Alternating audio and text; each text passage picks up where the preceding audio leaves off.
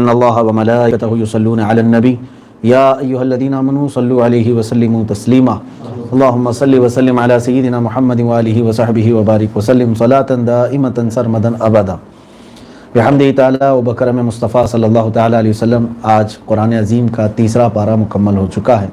اللہ عز و جل قرآن عظیم کی مکمل صحت و تجوید کے ساتھ ہمیں تلاوت کی توفیق عطا فرمائے۔ تیسرے پارے میں ہم نے سورہ بقرہ کو مکمل کیا ہے اور پھر سورہ آل عمران کی تلاوت کی ہے۔ سورہ بقرہ میں اللہ عز و جل نے اس پارے میں، یعنی یہ جو تیسرا پارہ ہے، آیت الکرسی ہمیں عطا فرمائی ہے، اور جس کی بڑی فضیلت ہے۔ یوں سمجھ لیں جس کے پاس آیت الکرسی ہو اسے دنیا کی کسی کرسی کی حاجت نہیں رہے گی، اللہ رب العزت اسے بے نیاز کر دے گا، اور بڑی فضیلتیں ہیں آیت الکرسی کی۔ اس کے علاوہ سورہ بقرہ کی آخری دو آیتیں جن کو ہم آمن الرسول کہتے ہیں، یہ دو آیتیں بڑی فضیلت کی حامل ہیں۔ حضرت جبرائیل امین علیہ الصلاۃ والتسلیم نے حضور پاک صلی اللہ تعالیٰ علیہ وسلم کی بارگاہ میں عرض کیا کہ یا رسول اللہ صلی اللہ علیہ وسلم، اللہ تبارک و تعالیٰ نے آپ کو دو ایسی چیزیں عطا فرمائی جو کسی بھی پچھلے نبی کو نہیں دی گئی تھیں، ایک سورہ فاتحہ ہے اور دوسرے آمن الرسول، یعنی سورہ بقرہ کی آخری دو آیتیں۔ ان آیتوں کو تلاوت کرنے کا حکم بھی دیا گیا ہے، اور خاص طور پر رات میں سونے سے قبل جو ان کی تلاوت کرے اللہ تبارک و تعالیٰ نے اس کے لیے بے پناہ اجر کا وعدہ فرمایا ہے۔ میں آج کے اس بارے میں خصوصیت کے ساتھ جو بات عرض کرنا چاہتا ہوں، ہمارا ایک بہت ہی عظیم عقیدہ اس میں بیان ہوا ہے۔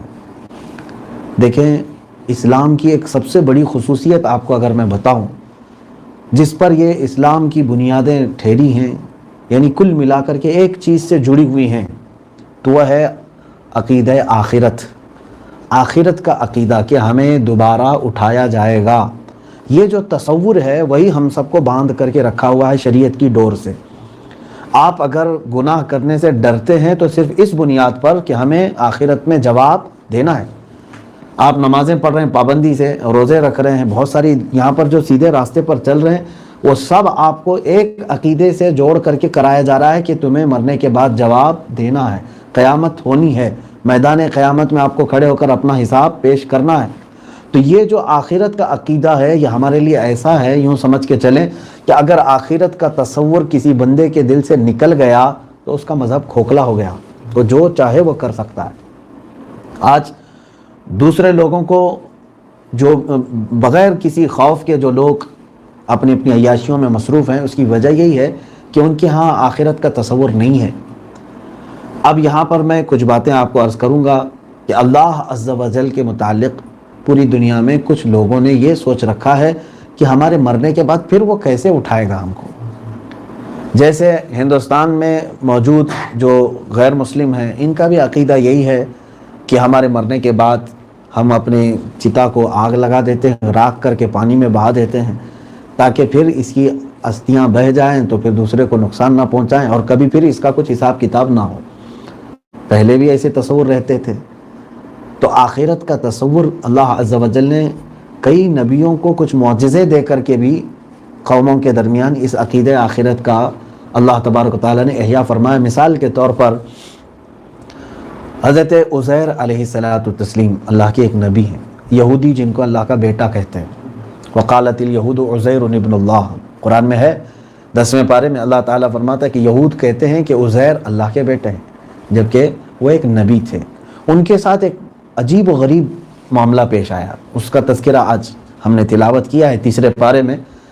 اللہ تعالیٰ فرماتا ہے اوکلذی مر علی قریۃ وہی خاویۃ علی عروشہا، یا اس کی طرح جو ایک بستی سے گزرا، یعنی حضرت عزیر علیہ السلام کا یہ تذکرہ ہے کہ آپ اپنے خچر پر سوار ہو کر کچھ کھانے پینے کی چیزیں لے کر کسی ایک بستی سے جا رہے تھے، اور وہ بستی اجڑی ہوئی بستی تھی جن کی چھتیں اڑ چکی تھیں، وہاں کے ساری جو کچھ بھی چیزیں تھیں وہ ویران پڑی ہوئی تھیں، درخت سوکھے ہوئے تھے، نہ وہاں کی زمین میں کچھ فصلیں دکھتی تھیں۔ تو حضرت عزیر علیہ الصلوۃ والتسلیم گزرتے ہوئے آپ نے صرف یہ کہا انا یحیی ہذہ اللہ بعد موتہا، یہ سب جو ویران ہو گئی بستی، کیا اس کے مرنے کے بعد اللہ کبھی اس بستی کو دوبارہ زندہ کرے گا؟ تو اللہ تعالیٰ فرماتے ہیں فاماتہ اللہ 100 عام، اللہ تعالیٰ نے ان کو موت کی نیند سلا دیا۔ کس کو؟ حضرت عزیر علیہ السلام۔ اور وہ نیند ایسی تھی کہ آپ اسی جگہ پر رہ گئے، ان کا خچر بھی وہیں رہ گیا، ان کے ساتھ جو سامان تھا وہ بھی وہیں رہ گیا، 100 سال تک وہ سوتے رہے۔ اب یہاں پر لفظ امات ہے، امات کہتے ہیں موت دیا۔ اب موت کس کی طرف سے آتی ہے؟ اللہ کی طرف سے۔ اب یوں سمجھ لیں کہ موت آنے کے بعد اگر کوئی اٹھا سکتا ہے تو وہ صرف قادر مطلق رب ذوالجلال ہے۔ تو اللہ تبارک و تعالیٰ نے قرآن میں فرمایا 100 عام، 100 سال تک انہیں وہاں پر سلا دیا اللہ تعالیٰ۔ ثم بعثہ، پھر اللہ نے انہیں اٹھایا 100 سال کے بعد۔ اب روایتیں یہ بتاتی ہیں کہ جس وقت حضرت عزیر علیہ السلام گئے تھے ان کی عمر 30 یا 33 سال کے قریب کی تھی، یا 35 کے قریب کی تھی۔ ان کے بیٹے بھی تھے، بیٹیاں بھی تھیں۔ اب 100 سال گزر گئے۔ اس کے بعد جب اللہ تعالیٰ نے ان کو دوبارہ زندہ فرمایا تو اللہ نے ان سے پوچھا قال کم لبثت، اے عزیر تم یہاں کتنے دن ٹھہرے رہے؟ انہوں نے جواب میں کہا لبثت یوما او بعد یوم، میں شاید ایک پورا دن سویا ہوں یا آدھا دن سویا ہوں۔ اللہ تعالیٰ نے فرمایا بل لبثت 100 عام، نہیں اے عزیر تم 100 سال تک یہاں پر ٹھہرے رہے۔ فانظر الی طعامک و شرابک لم یتسنہ، دیکھو تمہارے ساتھ جو کھانا پانی تھا اس کی کیا حالت ہو گئی، کہاں ہے وہ؟ اور تمہارے گدھے کو دیکھو، تمہارے خچر کو دیکھو، اس کی ہڈیاں تک پگھل گئی ہیں۔ تو حضرت عزیر علیہ الصلوۃ والتسلیم نے وہ ساری چیزیں دیکھی جو ان کے ساتھ چلی تھی۔ اگر صبح آئے اور شام ہو رہی ہو تو ایسی حالت نہ ان کے خچر کی ہوتی نہ ان کے ساتھ کے سامان کی۔ پھر اللہ تعالیٰ نے ان کے خچر کو بھی بیدار کیا اور اس کھانے کو بھی صحیح فرمایا، ساری چیزیں جوں کی توں صحیح ہو گئی۔ تو حضرت عزیر علیہ السلام نے کہا ان اللہ علی کل شیء قدیر، بے شک اللہ رب العزت ہر ممکن شے پر قدرت رکھتا ہے، وہ ہر ممکن چیز پر قادر ہے۔ اب حضرت عزیر علیہ السلام واپس اپنی بستی میں آئے تو ظاہر سی بات ہے ان کی عمر جہاں تھی وہیں رکی ہوئی تھی، اور ان کے جو بیٹے تھے ان کی عمر 100 سال سے آگے چل رہی تھی۔ ان کے بیٹے اور ان کی بیٹی وہ 110 یا 120 کے قریب کے پہنچے ہوئے ہوں گے جس وقت حضرت عزیر علیہ السلام تشریف لائے۔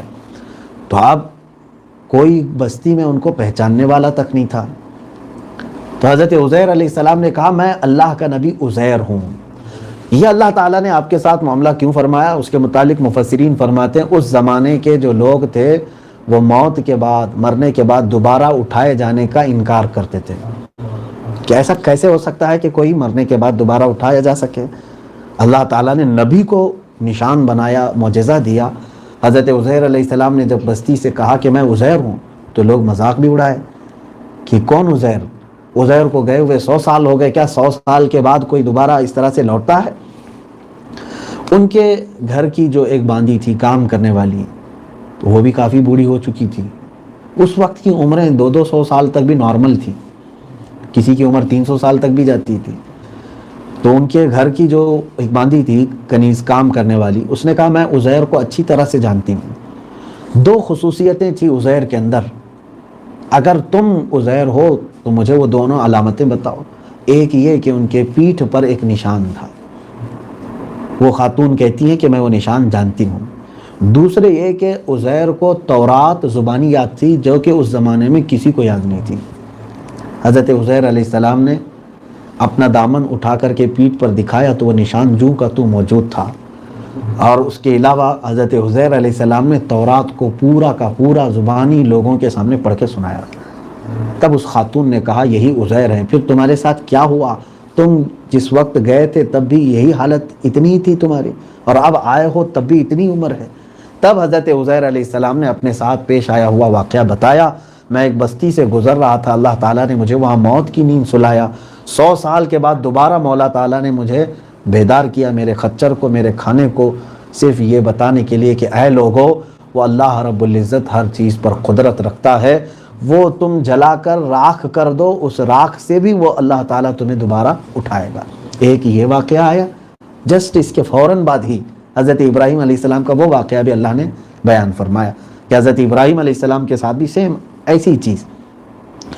یہ آیتیں جہاں ختم ہوئی حضرت عزیر علیہ السلام کی، فوراً وہ آیتیں شروع ہو رہی ہیں وَإِذْ قَالَ إِبْرَاهِيمُ رَبِّ أَرِنِي كَيْفَ تُحْيِي الْمَوْتَى۔ ان کا سوال الگ تھا، حضرت عزیر علیہ السلام نے یوں کہا تھا کیا اللہ تعالیٰ زندہ کر سکتا ہے، کرے گا؟ انا یحیی، یعنی ایسی مطلب ساری چیزیں برباد ہو چکی ہیں، ویران ہو چکی ہیں بستیوں کو دوبارہ اللہ اٹھائے گا؟ ان کا سوال یہ تھا۔ ابراہیم علیہ السلام کا سوال یہ ہے ارینی کیف تحیی الموتیٰ، اے اللہ تو مجھے دکھا کہ مردوں کو زندہ کیسے کرتا ہے۔ یہ سوال الگ ہے۔ حضرت ابراہیم علیہ السلام نے جب یہ کہا، اللہ تعالیٰ نے فوراً آپ سے یہ فرمایا، قال اولم تؤمن، اے ابراہیم کیا تم کو یقین نہیں ہے کہ میں مردہ کو زندہ کرتا ہوں، موت کے بعد اٹھاتا ہوں؟ انہوں نے کہا بلا ولکن لیطمئن قلبی، کیوں نہیں مولا، یقین تو ہے لیکن میں اپنے دل کو اطمینان دینا چاہتا ہوں۔ اس کو کہتے ہیں عین الیقین، یعنی یقین کے بھی درجے ہیں، بہت ساری چیزیں ہیں یقین کے درجے ہیں۔ اب یہاں پر حضرت ابراہیم علیہ السلام دیکھ کر کے یقین حاصل کرنا چاہتے تھے، یہ عین الیقین ہے۔ ایک ہوتا ہے علم الیقین، علم الیقین کا مطلب جیسے میں نے آپ کو کہا، میں نے کوئی خبر دے دی کہ ایک پرندہ ہے، اس کا فلاں نام ہے اور بہت خوبصورت ہے، آپ نے میری بات کو مان لیا اور یقین کر لیا، اس کو کہتے ہیں علم الیقین۔ میں نے کہا آگ جو ہے گرم ہوتی اور لال ہوتی ہے، آپ نے کبھی دیکھا نہیں تھا، کبھی دیکھا نہیں تھا، میری بات کو سنا اور آپ نے کیا کیا، مان لیا، اس کو کہتے ہیں علم الیقین۔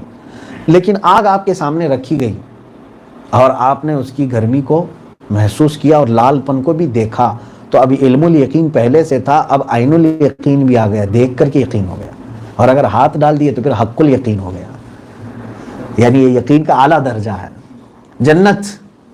جنت ہے، یہ ہم سب کو کیا ہے، علم الیقین ہے۔ ہمارے آقا صلی اللہ علیہ وسلم نے ہمیں بیان فرمایا کہ جنت ہے، ہم نے مان لیا، یہ کیا ہے، علم الیقین۔ عین الیقین ہے کسی کو؟ ہم میں سے کسی نے جنت دیکھا نہیں۔ اب حضور پاک صلی اللہ تعالیٰ علیہ وسلم کا معاملہ یہ ہے کہ اللہ کے نبی صلی اللہ تعالیٰ علیہ وسلم کو علم الیقین بھی ہے، عین الیقین بھی ہے، اور حضور جنت میں گئے بھی ہیں، وہ حق الیقین بھی ہے۔ اللہ رب العزت موجود ہے، اللہ ہے، ہم سب کو کیا ہے، اس کا علم الیقین ہے، صرف علم ہے، اللہ ہے۔ لیکن میرے آقا صلی اللہ علیہ وسلم کو عین الیقین بھی ہے، میرے رب کو انہوں نے دیکھا بھی ہے اور محسوس بھی کیا ہے شب معراج میں، وہ حق الیقین۔ تو اسی طرح سے یہ مردوں کو زندہ کرنے والا جو معاملہ ہے، حضرت ابراہیم علیہ السلام نے یہ کہا، مولا مجھے یقین تو ہے کہ تو مردوں کو زندہ کرتا ہے، لیکن میں دیکھنا چاہتا ہوں، عین الیقین چاہتا ہوں۔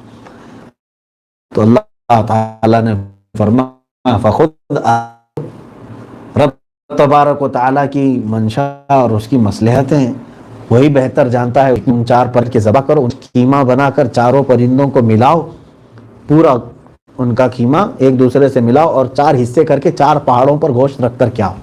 ایک لمبا پروسیس تھا، دیکھنا ہے تو کچھ محنت کر کے دیکھو۔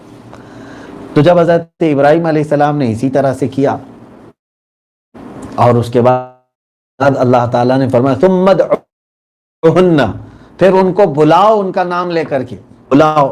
حضرت ابراہیم علیہ السلام نے بلایا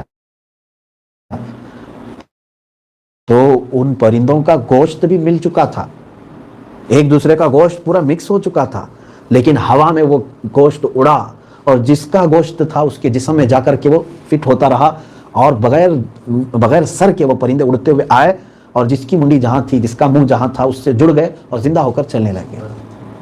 یہ معجزہ حضرت ابراہیم علیہ السلام۔ اب یہ پورا کیا ہوا، یہ عین الیقین، حضرت ابراہیم علیہ السلام نے اپنے سامنے ہوتے ہوئے یہ دیکھا۔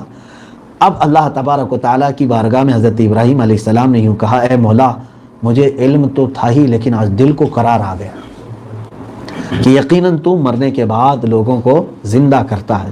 اب یہاں پر حضرت ابراہیم علیہ السلام نے جو 4 پرندے لیے تھے، ان کے متعلق صوفیاء کاملین نے بھی نقل فرمایا، مفسرین نے بھی فرمایا ہے کہ وہ 4 پرندے، اس میں ایک مرغا تھا، ایک کبوتر تھا، ایک کوا تھا، ایک مور تھا۔ سمجھ میں آ رہی بات؟ ایک مرغا تھا، ایک کوا تھا، ایک کبوتر تھا، ایک مور تھا۔ یہ 4 پرندے حضرت ابراہیم علیہ السلام نے لیے۔ بہرحال اب وہ 4 پرندے ذبح ہوئے، اور اس کے بعد ان کے ساتھ جو معاملہ ہوا، قدرت خداوندی کا وہاں پر مظاہرہ ہوا۔ اللہ تعالیٰ نے اپنی قدرت کو دکھایا کہ چاہے کسی کا گوشت کہیں پر بھی ہو، جب وہ اٹھانا چاہے تو اٹھائے گا۔ تم قبروں میں بوسیدہ ہو جاؤ، 1000 سال کے ہو جاؤ، جب وہ مولا چاہے گا تو پھر دوبارہ تمہیں اٹھائے گا۔ یہ عقیدہ ہمیں رکھنا ضروری ہے۔ ہم سب اٹھائے جائیں گے، چاہے کوئی شیر ہمیں نگل جائے، پانی میں ڈوب کر کے مر جائیں، چاہے آگ میں جل کر کے ختم ہو جائیں، لیکن اللہ عز و جل ہمیں دوبارہ اٹھائے گا۔ آج بھی بہت ساری چیزیں ایسی، سائنس کے ایجادات ایسی ہیں کہ پلین جو کریش ہوتے ہیں سب ختم ہو جاتا ہے، لیکن اس میں ایک بلیک باکس کچھ ہوتا ہے، اس کے ذریعے سے وہ پورے کے پورے حادثے کے معلومات لے لیتے ہیں، چاہے پلین پورا جل کر خاک ہو جائے، لیکن وہ جو بلیک باکس ہے اس کے ذریعے سے ان کو پورے معلومات مل جاتی ہیں۔ اسی طرح سے اللہ عز و جل نے ہماری ریڑھ کی ہڈی میں ایک حصہ ایسا رکھا ہے جو ہمیشہ اس میں سارا ریکارڈ، جس کو ڈی این اے سمجھ لیں آپ، وہ ویسے ہی رہے گا۔ آج 100 سال کے مردے کی ہڈی بھی نکال کر کے لیبارٹری میں دیتے ہیں تو یہ چیک کر کے آج کی سائنس بتا دیتی ہے کہ یہ کتنا پرانا مردہ ہے، اس کے ساتھ کیا ہوا تھا، ہڈیوں پر ریسرچ کر کے لیب بتا سکتی ہے۔ میرے عزیزو، وہ خلاق کائنات ہے جس نے خود پیدا کیا، کیا وہ ہماری بوسیدہ ہڈیوں کو دوبارہ ملا کر نہیں اٹھائے گا؟ یہ یقین لے کر کے چلیں کہ ہم کو مرنے کے بعد دوبارہ اٹھنا ہی ہے۔ چاہے اب یہاں پر اسی وجہ سے کچھ لوگوں نے مرنے کے بعد الگ الگ معاملات کر لیے، یہی ڈر کر کے کہ کہیں ہم کو اٹھا کر حساب نہ پوچھا جائے۔ کچھ لوگوں نے جلا کر راکھ کر دیا اور پھر پانی میں بہا دیا، اور کچھ ایسے بھی دھرم ہیں بیچارے مرنے کے بعد ٹکڑے کر کے چیل کووں کو کھلاتے ہیں۔ وہ بھی یہ سوچتے ہیں چیل کوے کھا جائیں گے تو ان کے پیٹ میں چلا گیا تو کہاں ہے؟ میرا مالک و پروردگار جو ایک نطفے سے ہمیں بنایا ہے، ایک پانی کا قطرہ جو ہم کچھ نہیں تھے تب اس نے بنایا، اب ہونے کے بعد پھر فنا ہونے کے بعد دوبارہ وہ کیوں نہیں اٹھائے گا؟ میں جو بات عرض کر رہا تھا، اللہ رب العزت کے قدرت کے مشاہدے اگر دیکھنا ہو تو یہاں پر ایک تصوف کی بات میں عرض کرتا ہوں۔ بات تو چل رہی ہے عقیدہ آخرت پر، آخرت کا عقیدہ، لیکن اس میں بیچ میں یہ ٹھہر کر کے عرض کر رہا ہوں، سبع سنابل شریف میں میر عبد الواحد بلگرامی رضی اللہ تعالیٰ عنہ نے یہ بات بیان فرمائی ہے کہ اللہ تبارک و تعالیٰ کی قدرت کے مشاہدے آج تم کیوں نہیں کر پا رہے ہو؟ آج بھی بہت ساری ایسی عجائبات ہیں جن کو تم دیکھو گے تو اللہ کی معرفت حاصل ہو جائے گی، لیکن آنکھیں اندھی پڑی ہوئی ہیں، کچھ نظر نہیں آ رہا ہے۔ میاں درخت، یہ پودے کا ایک کونپل جو زمین سے اگتا ہے وہ بھی نشانی ہے مولا کی، وہ کیسے زمین کا سینہ چیر کر باہر آ رہا ہے، تم نے کبھی اس کو دیکھا؟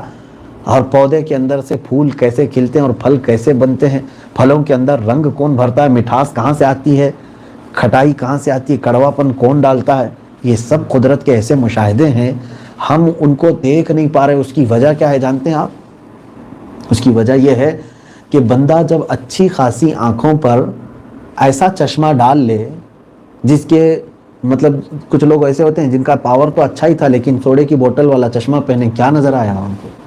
کچھ نظر آئے گا؟ دھندلا پن آ جائے۔ آپ نے اسٹیل کا چشمہ پہن لیا، کچھ دکھے گا باہر کا؟ تو کچھ ایسی چیزیں ہماری آنکھوں پر پردہ پڑی ہوئی ہیں جو ہمیں نظر نہیں آ رہی ہیں۔ اب وہ کیا چیزیں سنیے۔ قدرت کے مشاہدات کو دیکھنا ہو تو حضرت ابراہیم علیہ السلام کو اللہ تبارک و تعالیٰ نے جو 4 پرندے لینے کا حکم فرمایا، یہ 4 پرندوں کی کیا خصوصیت تھی جو آپ لے کر کے ذبح کیے؟ میں نے بتایا نا، مرغا ہے، کوا ہے، کبوتر ہے، مور ہے۔ صوفیہ اکرام فرماتے ہیں یہ اصل پرندوں کو ذبح نہیں کیا گیا تھا، یعنی پرندے تو ذبح ہوئے لیکن معنی کے اعتبار سے حقیقت میں ان کی خصوصیات جو ہیں ان پرندوں کو ان کو ذبح کیا گیا تھا۔ مثال کے طور پر مرغے کی خصوصیت ہے کہ اس کے اندر شہوت زیادہ ہوتی ہے، مرغے کے اندر شہوت زیادہ ہوتی ہے، یعنی مرغا پرندوں میں بہت زیادہ شہوتی ہے، یعنی مرغیوں کے پیچھے بھاگنا، یہ اس کی ایک خصوصی، اس کی فطرت ہے۔ کوے کی ایک بری عادت ہے، وہ لالچی بہت زیادہ ہے۔ کوا کیا کرتا ہے؟ لالچ کا بہت بڑا شکار ہے۔ توجہ چاہتا ہوں میں، ایک مرغا جس میں شہوت زیادہ ہے، دوسرا کوا جس میں لالچ زیادہ ہے۔ کبوتر ہے تو اچھا لیکن دوستی بہت جلدی کرتا ہے، ہر ایرے غیرے سب کے ساتھ دوستی کرتا ہے، تو دوستی کرنے کی عادت اس کے پاس بہت زیادہ ہے۔ چوتھا ہے مور، مور بھی اچھا ہے لیکن اس کو اپنے حسن دکھانے کی عادت بہت ہوتی ہے، جب بھی تھوڑے لوگ جمع ہوں گے ڈانس کرتا ہے، رقص کرتا ہے اور اپنے پورے پر کھولتا ہے، اپنی خوبصورتی دکھاتا ہے۔ یہ بار بار جنگل میں بھی یہی کرتا ہے مور، مور ہو کہ مورنی ہو، اور یقیناً اللہ نے اسے خوبصورتی عطا کی ہے، اس کے پروں میں اتنے رنگ جمع ہیں کہ آپ اپنے ہاتھوں سے اتنے رنگ نہیں جمع کر سکیں گے، اور اتنی خوبصورتی کے ساتھ اللہ تعالیٰ نے اس کو جسم عطا کیا، وہ دکھاتا ہے۔ تو اب صوفیہ اکرام فرماتے ہیں مرغے کی شہوت، کوے کی لالچ، کبوتر کی دوستی اور مور کی یہ نمائش، ایڈورٹائزنگ، پرچار کرنا، یہ 4 چیزوں کو اگر کوئی بندہ ذبح کر دے، شہوت اپنے اندر سے ذبح کرے، لالچ کو ذبح کرے اور بے مقصد کی دوستیوں کو ذبح کر دے، ختم کر دے، اور اپنے اندر کی نمائش کی اور ریاکاری کی عادت کو ذبح کر دے، تو سمجھ لو کہ وہ اللہ کی قدرت کے مشاہدے بالکل دیکھ سکتا ہے، اسے بہت ساری چیزیں اللہ تبارک و تعالیٰ کی قدرت کے مشاہدے نظر آئیں گے۔ یہ 4 چیزیں ہمارے آنکھوں پر پٹی کے طور پر پڑی ہوئی ہیں۔ شہوت بھی لوگوں پر غالب آئی ہے آج، لالچ بھی بہت سارے لوگوں پر غلبہ کیجیے، اور لوگوں میں آج دوستی کرنے کا جو ایک رواج ہے، دوست تو ایسے مصیبت ہے، یہ آج کے زمانے کی نہیں بلکہ ہر زمانے کی۔ قرآن یوں کہتا ہے یا ویلتا لیتنی فلانا، لیتنی یا ویلتا لیتنی لم اتخذ فلانا خلیلا۔ اللہ تعالیٰ فرماتے قیامت کے دن کچھ لوگ یہ کہیں گے اے کاش میں فلاں کی دوستی نہیں کرتا تو آج اچھا ہوتا۔ کچھ لوگ صرف دوستی کی وجہ سے جہنم میں جا رہے ہوں گے۔ آج دیکھ نہیں رہے بیچارہ کسی ایک آدمی کو کرونا افیکٹ ہوا، لیکن دوست کتنے تھے ان کو بھی پکڑ کے لے جا رہی پولیس، کون کون ان سے بات کیا ان کو بھی اٹھا کے لے جا رہی ہے۔ اور کچھ لوگ آج پچھتا رہے ہیں کاش میں اس کو میسج بھی نہیں کیا ہوتا تو اچھا ہوتا، مجھے کوارنٹائن کر دیے۔ تو بہرحال میں یہ نہیں کہتا کہ دوستی نہیں ہونی چاہیے، بلکہ دوست اسے بنائیں جو تمہاری آخرت کا تمہیں یاد دلائے، دوست اسے بنائیں جو تمہارے اخلاق و کردار میں تمہاری تربیت کر سکے، دوست وہ نہیں جو تمہیں یاد خدا سے غافل کر دے اور عیاشیوں کے اڈے پر لے جائے، خود بھی بہک جائے اور خود دوسروں کو بھی بہکائے۔ عزیزان گرامی وقار، یہ 2 چیزیں میں نے عقیدہ آخرت کے متعلق عرض کی، اور اللہ تعالیٰ نے قرآن عظیم میں جگہ جگہ پر جہاں پر اللہ پر ایمان لانے کا حکم ہے، من آمن باللہ، آپ دیکھیں گے اس کے بعد آتا ہے والیوم الآخر۔ کئی آیتوں میں یہ ہے جو اللہ پر ایمان لایا اور آخرت پر ایمان لایا، یہ 2 بہت بنیادی چیزیں ہیں۔ اگر آپ نے ذہن سے یہ بات نکال دی کہ آخرت کچھ نہیں ہے، معاذ اللہ کافر ہو گئے۔ آخرت ہونا ہے۔ میں اسی بات کو آج آپ کے سامنے بھی لے کر کے عرض کروں گا کہ میرے عزیزو، ہماری زندگی میں جتنا بھی وقت چل رہا ہے، یہ گھڑی کے کانٹے جو ہٹ رہے ہیں، یوں سمجھ لو کہ ہمارا یعنی کاؤنٹ پوری طور پر ہو رہا ہے، اور ہمارا عقیدہ یہ ہے کہ مرنے کے بعد جب ہم قبر میں سوتے ہیں وہ کتنے سال کا عرصہ ہوگا وہ اللہ بہتر جانے، جس کو عالم برزخ کہتے ہیں، وہ خود ایک عذاب ہے، وہ خود ایک عذاب ہے کہ قبر کی زندگی اتنی سخت ہوتی ہے۔ بعض لوگوں نے یہ کہا کہ جو دنیا میں عیش کرتا رہا، قبر کی زندگی اس کے 1 منٹ 1 سال کے برابر گزر رہی ہوگی۔ یہ لاک ڈاؤن سے ہی سمجھ میں آ رہا ہوگا، دوسرے دنوں میں دن ایسے گزر جاتے تھے پتہ ہی نہیں چلتے تھے، لیکن آج قید کر کے رکھے ہیں تو نہ دن کٹ رہا ہے نہ رات کٹ رہی ہے، سونا ہے کیا ہے۔ یہاں تو پھر بھی ابھی آپ کے ساتھ رشتہ دار ہیں بات کرنے کے لیے، موبائل ہے، ٹی وی ہے، بہت ساری چیزوں سے وقت گزار رہے ہیں۔ قبر میں کون آئے گا تمہارے پاس؟ نہ وہاں دن کٹتا ہے نہ رات کٹتی ہے۔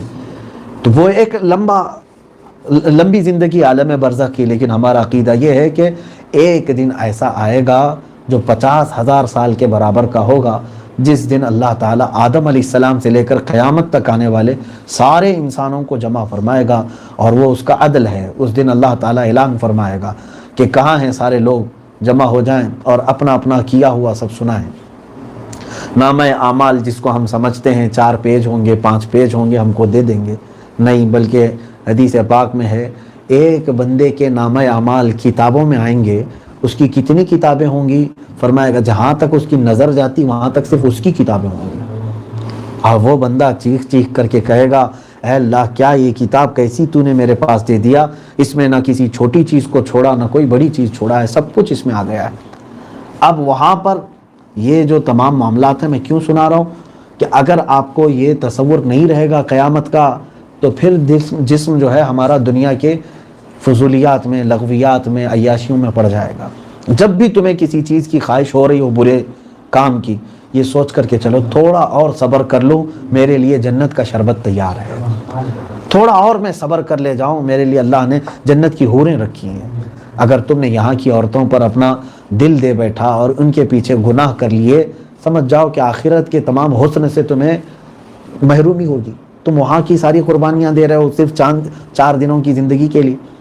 جنت کا جوان ایسا ہوگا کہ اسے 100 مردوں کی طاقت دی جائے گی. تم نہ جنت میں بوڑھے ہوگے نہ بیمار ہوگے, تمہارا حسن کبھی ختم نہیں ہوگا. یہاں اگر کچھ بھی کر لو, ساری دوائیں معجونیں طاقت کی سب حاصل کر لو, مشکل سے میرے خیال سے کسی عورت کے ساتھ تم 10 سال 15 سال جی لو گے جو عیش کے ہوں گے. اس کے بعد پھر بڑھاپے کے ہی دن ہیں. طاقت کی کمزوری الگ, جسم کا حسن کا گرنا الگ. یہ تمام معاملات تو یہاں یہ فانی جسم کے ساتھ ہمارے ساتھ ہوتے ہی رہیں گے. حیرت ہے ان لوگوں پر جنہوں نے اپنے آخرت کو یہ 4 دن کی زندگی پر قربان کر دیا. وہ بڑے خسارے میں ہیں. انہی کے لیے اللہ نے فرمایا والعصر ان الانسان لفی خسر, زمانے کی قسم انسان گھاٹے میں ہے. اللہ فرمایا انسان گھاٹے میں. اولئک الذین اشتروا الضلالۃ بالہدی, یہ وہ لوگ ہیں جنہوں نے گمراہی کو خرید لیا ہدایت کے بدلے میں. کتنے بیوقوف ہیں ایسے لوگ. میں یوں سمجھ آپ کو بتا دوں, آپ اس شخص کے بارے میں کیا کہیں گے, اس شخص کے بارے میں کیا کہیں گے. آپ کے ہاتھ میں 2 روپے کی ایک چاکلیٹ تھی, 2 روپے کی ایک چاکلیٹ تھی. آپ نے اس کو اتنا سجایا اور کہا کہ اس میں ایسی ایسی چیزیں ہیں, فلاں ہیں, وہ ہیں, یہ ہیں. آپ نے اس کو ملمہ سازی کر دی, بیان بات کرنے کا آپ کے پاس فن تھا. بیچارہ ایک بھولا آدمی آیا, اس نے پوچھا کہ کیا ہے یہ, کہا ایک چاکلیٹ ایسی ہے جو تم کو جوان کر دے گی, تم کو فلاں کر دے گی, وہ کر دے گی. کتنے کی ہے؟ آپ نے کہا 1 لاکھ روپے کی. 1 لاکھ روپے کی. اس بندے نے 1 لاکھ روپے دے دیے اور آپ نے اس کو 2 روپے کی چاکلیٹ پکڑائی. آپ نے اس کو بیوقوف بنایا کہ نہیں بنایا؟ اور میں سمجھتا ہوں وہ کتنا بڑا بیوقوف ہے جو اتنی بڑی رقم 1-2 روپے کی چاکلیٹ پہ دے دیا اور واپس لایا, اس چاکلیٹ میں کچھ بھی نہیں تھا. سیم ایسی ہی ہے دنیا. یہ ساری چیزیں ایسے دکھاتی ہے, یہ جتنے بھی ہماری زندگی کے طور طریقے ہیں یوں ہمیں بتاتی ہے کہ بھائی کیا کرنا ہے. نہیں, زمین تو لینا ہے, گھر تو بنانا ہے, اتنا وہ کرنا ہے, اور یہ تمام چیزیں جمع کرنا ہے, بینک بیلنس ہونا ہے. ارے یہ نہیں ہے تو کیسے چلے گا, ویسے چلے گا. تو بندہ بیچارہ اپنی نمازیں چھوڑ دیتا ہے, اپنی آخرت کی لاکھوں نہیں کروڑوں نہیں اربوں کی قیمت کی جنت کو چھوڑ دیتا ہے اور اس کے پیچھے لگ جاتا ہے. کتنا بڑا خسارہ ہے, کتنا بڑا گھاٹا ہے. اسی لیے آخرت کا تصور جس کے ذہن سے نکل گیا تو وہی لوگ ہیں جو آج آوارہ ہیں, لغویات میں پڑے ہوئے ہیں. میں سمجھتا ہوں ہمارے بچے جوان سب سے میں کہوں گا موت کی دستک عنقریب آنے والی ہے تمہارے گھر پر بھی. یوں سمجھ کر کے چلو ہمیشہ تمہاری گردن کے پیچھے ملک الموت ہے تیار, کسی بھی دن وہ تمہیں دبوچ لے گا. موت کا فرشتہ تمہارے آگے پیچھے ہے, تمہاری روح نکالنے کے لیے وقت ذرا بھی نہیں لگے گا. ایک بندے کی روح نکالنے کے لیے انہیں زیادہ وقت نہیں لگتا. عزیزان گرامی وقار, یہ تمام باتیں میں نے عقیدہ آخرت کی اس لیے عرض کی کہ آج اکثر لوگ اپنے زندگی میں اتنے مست ہو چکے ہیں کہ ان کو یہ یاد بھی نہیں رہ گیا کہ ان کو بھی مرنا ہے, ان کو بھی جانا ہے, ان کو بھی اللہ رب العزت کے حضور کھڑا ہونا ہے. لہٰذا ان تمام چیزوں کو اللہ تبارک و تعالی ہمیں اصلاح کی توفیق عطا فرمائے. ہمارے آخرت کا تصور جب تک رہے گا. میں ہمارے خاندانی بزرگ تھے, ان کے متعلق میرے والد ہمیشہ کہتے تھے, کوئی بھی کچھ کہتا تھا تو وہ صرف اتنا کہتے تھے آخرت سے ڈرو, آخرت سے ڈرو کہ تمہیں حساب دینا ہے.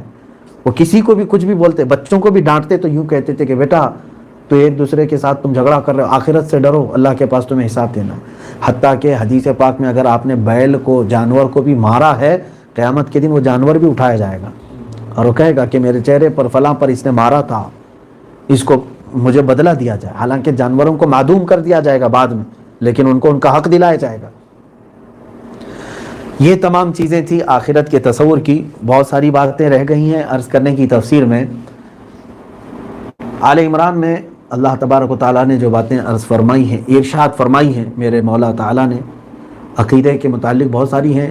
خاص طور پر ایک آیت میں تلاوت کر رہا ہوں, قل ان کنتم تحبون اللہ فاتبعونی یحببکم اللہ. کون ہے دنیا میں جو یہ نہیں چاہتا کہ اللہ تبارک و تعالیٰ سے محبت کرے؟ آپ لوگ بھی چاہتے ہیں, ہم بھی چاہتے ہیں.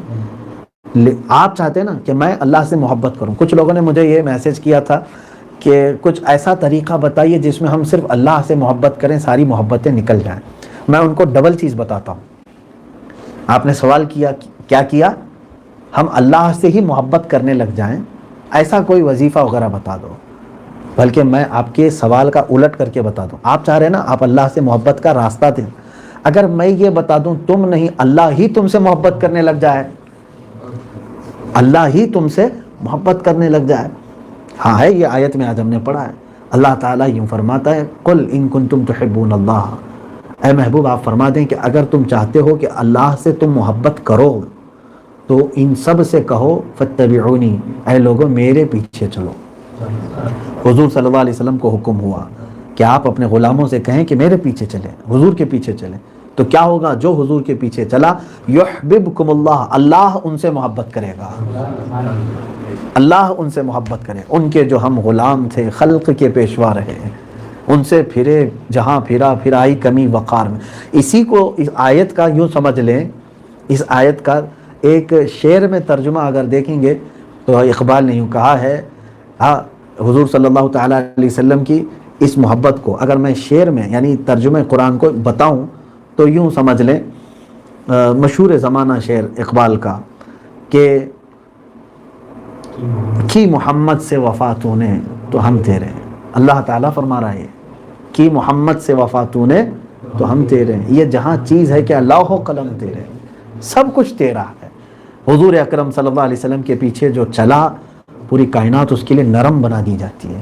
تاریخ میں ایسے بہت سارے غازیوں کو ہم نے پڑھا ہے، بہت سارے شہداء کو پڑھا ہے، بہت سارے اولیاء کو ایسا پڑھا ہے کہ جو حضور صلی اللہ علیہ وسلم کی محبت میں فنا ہو گئے، اللہ نے پوری دنیا ان کے پیچھے لگا دی، ان کے تذکرے کبھی ختم نہیں ہوتے۔ ہمارے ہندوستان میں عطائے رسول بھی ہیں، عاشق رسول بھی ہیں۔ سلطان الہند غریب نواز رضی اللہ تعالیٰ عنہ عطائے رسول، حضور کی محبت میں وہ فنا تھے۔ عاشق رسول امام احمد رضا خان فاضل بریلوی رضی اللہ تعالیٰ پوری زندگی وقف کر دی تھی میرے آقا کے پیچھے چلنے کے لیے، حضور صلی اللہ تعالیٰ علیہ وسلم کے لیے ہی آپ نے پوری زندگی وقف کر دی۔ اپنے دل کا ہے انہی سے آرام، اعلیٰ حضرت نے خود یہ کہا، لو لگی ہے کہ ہم اس در کے غلام۔ تو میرے عزیزو، حضور صلی اللہ تعالیٰ علیہ وسلم کے پیچھے چلنے کا مطلب یہ نہیں ہے کہ یا رسول اللہ صبح شام کہتے رہیں اور پھر اعمال میں یہود و نصارہ کی طرح کرتے رہیں، اس کا مطلب پیچھے چلنا نہیں ہوا۔ اب مثال کے طور پر آپ یہاں آ کر کے ہمارے سامنے ہاتھ چوم رہے ہیں، بڑی محبت سے حضرت حضور کرتے ہیں، اور پھر پیچھے جا کر کے ہمارے قتل کا منصوبہ بناتے ہیں، تو اس کو کیا کہیں گے؟ یہ منافق شخص ہے۔ عمل میں کچھ لوگ نفاق کرتے ہیں۔ رسول کریم صلی اللہ تعالیٰ علیہ وسلم سے محبت کی بات کرنے والا حضور کی کسی بھی ادا سے کبھی نفرت نہیں کر سکتا۔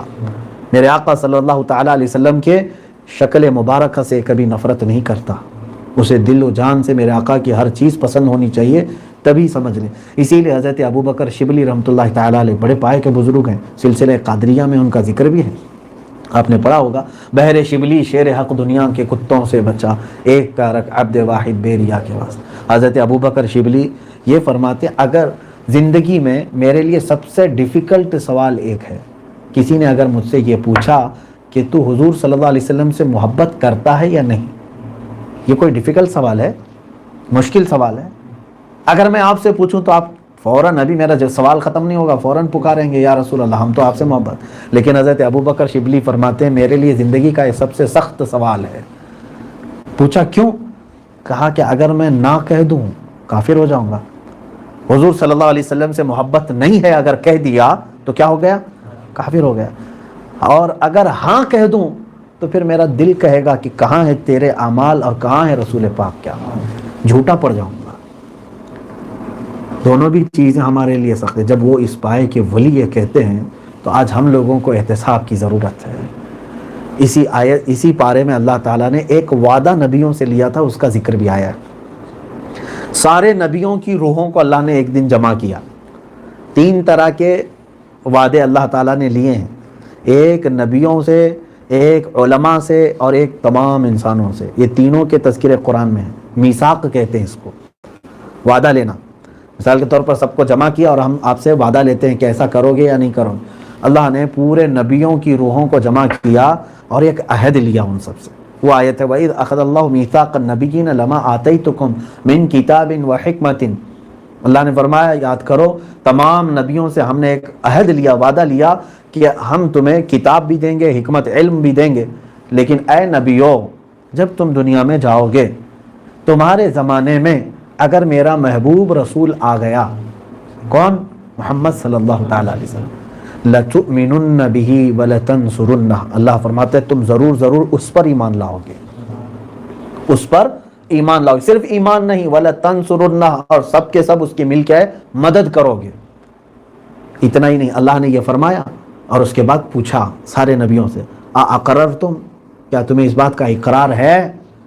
قالوا اقررنا، سارے نبیوں نے کہا ہاں مولا ہم اقرار کرتے ہیں۔ حضور صلی اللہ علیہ وسلم کے دنیا میں آنے سے پہلے کی بات ہے یہ، حضور صلی اللہ علیہ وسلم کے دنیا میں آنے سے پہلے کی بات ہے کہ سارے نبیوں کی روحوں کو اللہ نے عہد لیا۔ پھر اللہ تعالیٰ یہ فرماتا ہے وَأَنَا اور میں تمہارے ساتھ گواہ ہوں اس بات کا۔ اور پھر حضور صلی اللہ تعالیٰ علیہ وسلم نے خود اپنی ایک حدیث میں بیان فرمایا، یہ اور بات ہے کہ کسی بھی نبی کے زمانے میں حضور نہیں آئے، اگر آ جاتے تو اس نبی کی شریعت اور ان کے سارے معاملات ختم ہو جاتے۔ کس کی شریعت چلتی؟ صرف میرے آقا صلی اللہ علیہ وسلم۔ ایک بار حضرت عمر فاروق رضی اللہ تعالیٰ عنہ تورات پڑھ رہے تھے، حضرت ابو بکر صدیق بھی تھے، حضور صلی اللہ علیہ وسلم کا چہرہ سرخ تھا غصے سے، حضرت ابو بکر محسوس کر لیتے تھے رضی اللہ تعالیٰ عنہ۔ سیدنا ابو بکر صدیق رضی اللہ تعالیٰ عنہ حضرت عمر کو چیخ کر کے کہا عمر کیا کر رہے ہو تم، دیکھ نہیں رہے ہو رسول پاک صلی اللہ علیہ وسلم کا جلال ہے؟ حضرت عمر نے کتاب بند کیا اور کہا میں آسمانی کتاب ہی تو پڑھ رہا ہوں، اللہ ہی کی کتاب پڑھ رہا تھا، تورات پڑھ رہا تھا۔ رسول کریم صلی اللہ علیہ وسلم نے اس وقت فرمایا اے عمر، یہ کتاب جس پر اتری ہے، کس پر اتری ہے؟ موسیٰ علیہ السلام۔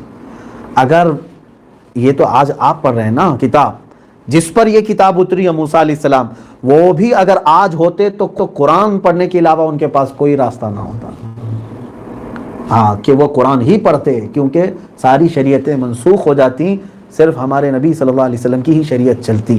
تو میرے عزیزوں، یہاں کہنے کا مطلب یہ ہے رسول پاک صلی اللہ تعالیٰ علیہ وسلم کی ولادت سے پہلے ہی اللہ نے نبیوں کے پاس ایک عہد لیا۔ تھوڑے سے ذہن کو حاضر رکھیں، ایک مسئلہ سمجھا کر میں اپنی گفتگو کو ختم کرتا ہوں۔ 1,24,000 نبیوں کی روحیں موجود ہیں، جبکہ ابھی دنیا میں کوئی پیدا نہیں ہوا تھا، یہ جب کی بات ہے۔ اتنا بڑا مجمع، ظاہر سی بات ہے اتنی روحیں ہوں گی، تذکرہ کس کا چل رہا ہے؟ رسول پاک صلی اللہ علیہ وسلم۔ کون کر رہا ہے؟ اللہ فرمان۔ اور حضور صلی اللہ علیہ وسلم کے متعلق یہ کہا جا رہا ہے کہ اگر وہ رسول آ گئے تو تم سب مل کر کے کیا کرو گے؟ مدد بھی کرو گے اور ایمان بھی لاؤ گے۔ میرے عزیزو، اسی طرح سے ہم مجمع جمع کر کے میرے آقا کی میلاد ہی تو پڑھتے ہیں۔ ہم سارے لوگوں سے کیا کہتے ہیں؟ حضور کے اوصاف ہی تو بیان کرتے ہیں۔ نبی کونین صلی اللہ علیہ وسلم جب تشریف لائے تو منظر ایسا تھا، سارے زمین و آسمان میرے آقا کے ادب میں تھے، حور و غلمان و ملک سارے میرے آقا صلی اللہ علیہ وسلم کے استقبال میں تھے۔ یہی تو میلاد میں ہم بیان کرتے ہیں۔ تو حضور کی ولادت کا ذکر کرنا در حقیقت قرآن پاک میں اللہ نے فرمایا یہ خود رب تبارک و تعالیٰ کی سنت ہے، اور وہ بھی سب سے پہلی حضور کی میلاد کہاں بیان ہوئی ہے؟ نبیوں کے مجمع میں، اور بیان کرنے والا کون ہے؟ اللہ رب العزت۔ تو یہ سمجھ کر کے چلیں، رسول کریم صلی اللہ علیہ وسلم کی میلاد کی محفل اگر ہو رہی ہو تو بیان کرنے والا رب تعالیٰ کی سنت ادا کر رہا ہے، اور سننے والے سارے نبیوں کی سنت پر عمل کر رہے ہیں۔ یہ میلاد کے لیے جھگڑے چل رہے ہیں کہ کہاں سے ہے، وہاں سے ہے، یہاں سے، قرآن پڑھیں آپ کو سمجھ میں آئے گا۔